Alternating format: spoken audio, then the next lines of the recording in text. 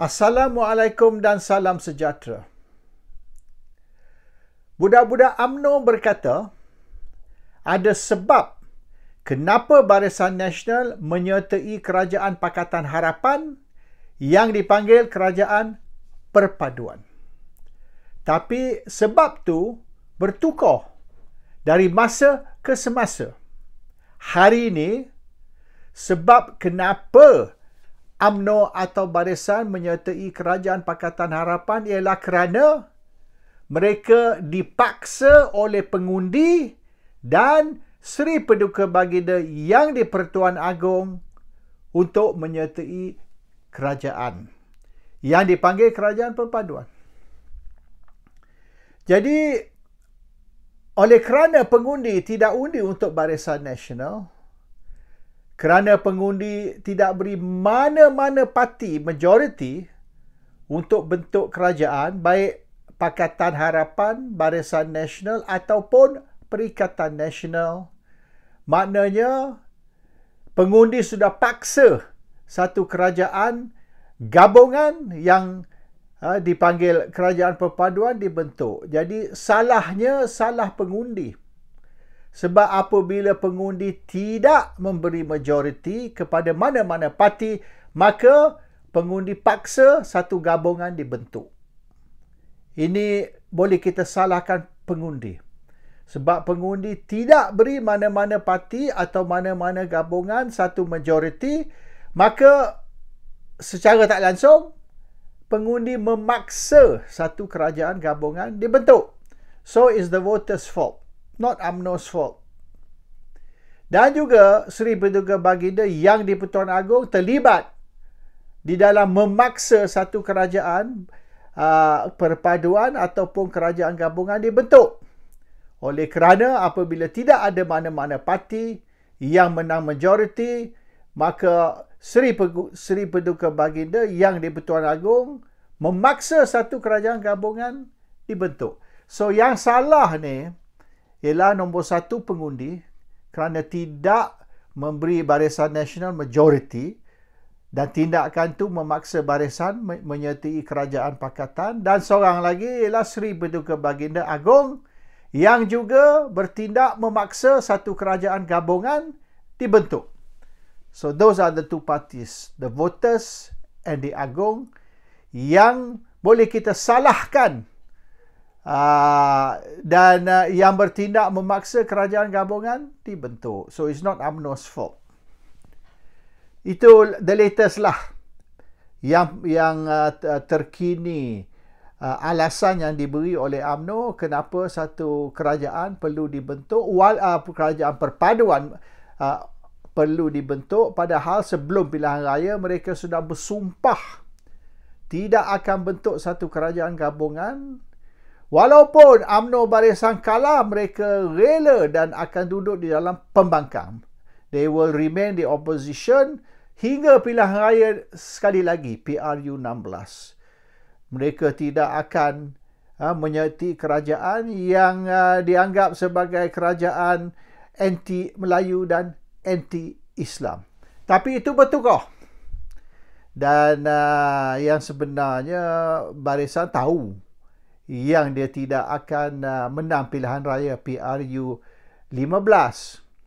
Dan sebab tu dia beri warning, dia tidak akan menyertai pembangkang untuk membentuk kerajaan, walaupun mereka terpaksa duduk sebagai the new opposition pembangkang sehingga 5 tahun ataupun PRU akan datang. Mereka sudah umum ni semua sebab mereka tahu mereka tidak akan menang.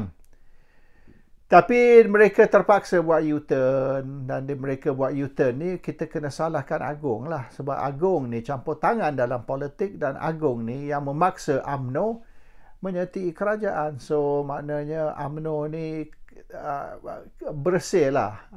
UMNO tidak membelot atau berpaling tadah. UMNO hanya ikut titah. Bila titah dari tuanku tu, kita follow je lah. Kita tak boleh nak tu. Tapi yang pelik, masa Tuanku Sultan Selangor titah siapa sepatut jadi Menteri Besar Selangor, mereka tak setuju pula. Pakatan Harapan menolak dan mereka kata mereka rela derhaka dengan Sultan daripada ikut titah tuanku nak lantik Menteri Besar Selangor mengikut yang tuanku nak. So dia pakatan ni dan barisan dia boleh berubah. Bila masa ni dia kata macam ni, masa satu lagi dia kata opposite.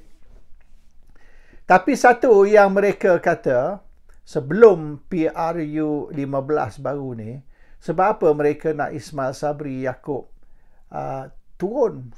Sebab apa mereka nak suruh Ismail Sabri Yaakob bubar parlimen dan adakan pilihan raya umum tergempar, dan sekira Ismail Sabri tidak ikut arahan UMNO, maka mereka nak ambil tindakan disiplin terhadap Ismail Sabri dan pecat dia dari parti.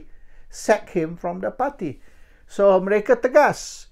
Mereka kata bubar parlimen ataupun awak akan disingkir dan dibuang dari parti. Jadi mau tak mau terpaksa bubar parlimen. Tapi Ismail Sabri sudah tahu, kalau mereka bubar parlimen semasa tu, dalam keadaan imej UMNO Barisan teruk dan menghadapi pilihan raya solo, sebab Barisan Nasional tidak mahu berpakat dengan PAS atau Bersatu, Barisan Nasional kata mereka akan bertanding solo, mereka akan lawan 3 penjuru. Barisan Nasional, Pakatan Harapan, Perikatan Nasional. Dan walaupun pertandingan 3 penjuru, Barisan yakin mereka boleh menang 2/3 dari kerusi. Sekurang-kurang 148. Kalau tak boleh 2/3 pun, sudah garanti mereka akan menang majoriti kerusi dalam parlimen. Dan mereka tidak payah berpakat baik dengan pakatan ataupun dengan perikatan. Ini yang mereka cakap sebelum pilihan raya lah. Tapi selepas pilihan raya, mereka buat U-turn. Now, perkara yang penting yang mereka marah sangat dengan Ismail Sabri Yaakob ni. Ismail Sabri Yaakob ni orang UMNO dan dia Perdana Menteri mewakili UMNO, bukan dari Pakatan ke Perikatan. Masa sebelum tu, Muhyiddin Yassin boleh dikatakan bukan Perdana Menteri UMNO. Tapi Ismail Sabri Perdana Menteri UMNO. Sebab apa mereka marah sangat dengan Ismail Sabri ni? Sampai ugut nak pecat dari parti, nak buang dari parti sekira mereka Ismail Sabri tak ikut arahan, iaitu bubar parlimen. Sebabnya ialah Ismail Sabri tidak ambil tindakan yang budak-budak Najib nak suruh ambil tindakan. Satu daripadanya ialah pecat Azam Baki dari SPRM. The SPRM MACC Commissioner Azam Baki ni dituduh menyayakan Najib, mengkhianati Najib. So dia nak Azam Baki ni dipecat, sack. Seorang lagi ialah Pegawai Negara Idrus Harun. Mereka juga nak Idrus Harun ni dipecat sekali. Idrus Harun dan juga Azam Baki, kedua-dua dibuang kerana mengkhianati Najib, menyayakan Najib. Orang yang ketiga ialah dia nak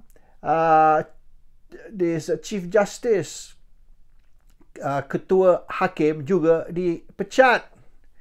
Dan maknanya 3 orang yang mereka identify sebagai orang yang menyayakan Najib, iaitu Chief Justice, MACC Commissioner dan Attorney General. And mereka nak juga tindakan diambil terhadap Zeti Abdul Aziz. Zeti ni bekas Governor Bank Negara. Dan dia nak Bank Negara yang sekarang ni juga dibuang. Sebab dia timbalan semasa Zeti Governor dan mereka telah nyayakan Najib. So they want the Bank Negara Governor, ex-Bank Negara Governor Zeti, Attorney General Idrus, MACC Commissioner Azam dan Chief Justice Tuan Zainun, Tengku Zainun Tuan Mat dibuang. 5 people yang ditarget oleh orang UMNO. 5 orang yang perlu dibuang, tindakan perlu diambil terhadap mereka sebab mereka nyanyikan Najib. So sekarang sudah nak masuk setengah tahun, kerajaan baru memerintah, Anwar Ibrahim Perdana Menteri, dan harapan mereka orang UMNO iaitu dengan kita menyokong kerajaan, dengan kita duduk di dalam kerajaan, maka hasrat kita iaitu tindakan diambil terhadap Attorney General, Chief Justice, Governor Bank Negara, ex-Governor Bank Negara, MACC Commissioner. 5 orang ni yang mereka target. 5 orang ni yang dituduh menzalimi Najib, menyanyikan Najib. Tapi sekarang ni dia orang masih selamat. Dan Commissioner MACC, Suruhjaya MACC Azam Baki, dan juga Peguam Negara Idrus Harun, perkhidmatan mereka disambung. So they have been extended, bukan sack, extended. Dan Zeti dan Governor Bank Negara dan Chief Justice tidak dipecat, tidak dibuang. So budak-budak Najib ni kecewa sangat-sangat. These are the 5 main people lah yang mereka target untuk dipancung, untuk dan juga orang macam Rafizi Ramli juga telah mengugut. Apabila kita kuasa besok, kita akan cari awak. So dia orang dendam dengan misalnya Azam Baki dan juga Attorney General. Dan mereka nak mana serta-merta bila dia orang memerintah serta-merta dalam seminggu 5 orang ni dipancung, dibuang dari kerajaan. But it did not happen. In fact, apa yang berlaku bukan saja mereka tidak dibuang, perkhidmatan mereka disambung. So budak-budak Najib ni memang marah sangat-sangat. Dan mereka rasa ni Zaid Hamidi yang mereka sokong dan yang telah menjadi timbalan Perdana Menteri dan juga Presiden UMNO, dan mereka percaya yang Zaid Hamidi akan bertindak untuk membantu Najib. Hari ini mereka nampak yang Zaid Hamidi tidak usaha langsung. He does not lift a finger untuk membantu Najib. Tapi dia membantu diri dia sendiri. Kes dia tu postpone lah, inilah, itulah. So kemungkinan besar, melihat kepada apa yang sedang berlaku, looking at the events that's happening now, nampaknya Zaid Hamidi akan terlepas ni dari kes dia. Walaupun belum berlaku lagi, tapi nampaknya tindakan-tindakan yang yang berlaku sekarang ni memberi gambaran yang akhirnya Zaid Hamidi akan terlepas kes-kes dia tu. Dan ni pengarah komunikasi UMNO 2 malam dulu telah berkata mustahil untuk Najib diberi pengampunan sekarang, dan kemungkinan dia perlu duduk di dalam penjara sekurang-kurang lagi 4 tahun, mungkin lebih, sebelum boleh dipertimbangkan untuk memberi pengampunan before he can be considered for any pardon. Sekurang-kurang dia kena duduk dalam jela dalam 4 tahun atau mungkin 5 tahun dulu baru boleh berlaku. Dan ini bercanggah lah, opposite kepada apa dia kata sebelum ni, iaitu seminggu selepas kerajaan baru dibentuk, seminggu selepas Perdana Menteri mengangkat sumpah, Najib akan diberi pengampunan dari Agong dan dia boleh balik rumah. Dan baru ni pun dia kata 28 April Najib akan diberi pengampunan. Dan Najib masih sempat beraya di rumah, tapi itu pun tidak berlaku. In fact, lembaga pengampunan tak bincang pun kes Najib sebab Najib belum lagi layak untuk diberi pengampunan. Dan budak-budak UMNO ni terimalah yang itulah. Kalau ikut perlembagaan, kalau ikut undang-undang, betul lah. Maknanya tak salah lah lembaga pengampunan bukan saja tidak mempertimbangkan pengampunan untuk Najib, tapi tak bincang pun. Hingga mungkin 4-5 tahun dari sekarang baru boleh mereka nak bincang isu pengampunan untuk Najib. So dia orang terimalah, budak-budak Najib kata itu memang betul lah, kalau ikut undang-undang tak salah. So banyak benda yang sebelum pilihan raya dan alasan-alasan yang diberi sebab apa UMNO perlu menyertai kerajaan semua sudah bertukar. Dia punya naratif sudah berubah. Dan apa yang mereka bangkit 6 bulan, 7 bulan, 8 bulan sebelum ni, sebelum pilihan raya, mereka sudah buat U-turn dan kata kalau ikut undang-undang everything is correct. Dan isu 5 orang tadi itulah bekas Governor Bank Negara, Governor Bank Negara sekarang, termasuk AG, termasuk MACC Commissioner, ya, dan maknanya Chief Justice, 5 orang ni yang budak-budak UMNO atau budak-budak Najib target untuk dipancung, tidak akan dipancung. Sebaliknya, perkhidmatan mereka disambung. So kita tunggu kenyataan budak-budak Najib lepas ni. Adakah mereka pun akan setuju dan terima perkembangan terkini yang semua tidak memihak kepada Najib. Assalamualaikum. Salam sejahtera.